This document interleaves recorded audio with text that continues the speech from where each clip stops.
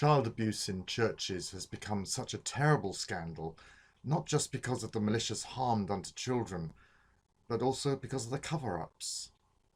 Church officials who don't want these things to become public simply move the perpetrators on to another parish, where sometimes they repeat the same offence.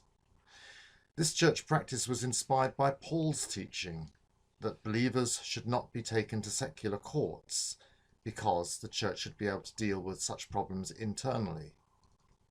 Historically, this has given rise to church courts, which still exist in Catholic, Anglican and many other churches. But do Paul's words mean that we should not take believers to secular courts and that we should use church courts instead?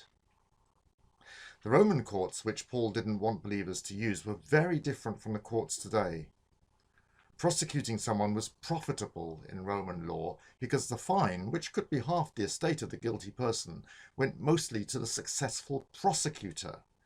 This meant the state didn't need to bring prosecutions because private citizens could be relied on to prosecute each other for profit.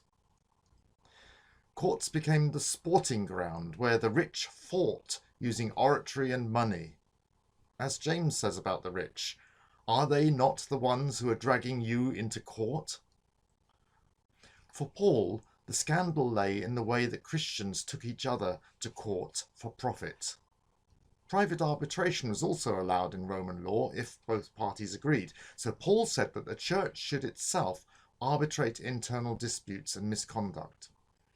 Crimes such as murder or treason would still have to be dealt with by the Roman courts, but cases of immorality or refusal to pay debts could be dealt with internally. In the case of immorality, Paul said that they should be expelled from the fellowship, but he was also concerned that they should be helped to return. When Paul discovered a member of the Corinthian church was sleeping with his stepmother, he insisted the church should dissociate themselves from him. But Paul continued to be concerned for him, and in his next letter to Corinth, Paul said he was horrified that the church was doing nothing to try and rehabilitate him. Now, instead, he says, you ought to forgive and comfort him. Today, the scandal lies in the way the church tries to hide that a member of the clergy has committed an immoral or criminal act. Their motive is to prevent the church being tarnished by those crimes. They say things like, he's just one bad apple. However, the last thing you do with a real bad apple is put it back in with the good apples.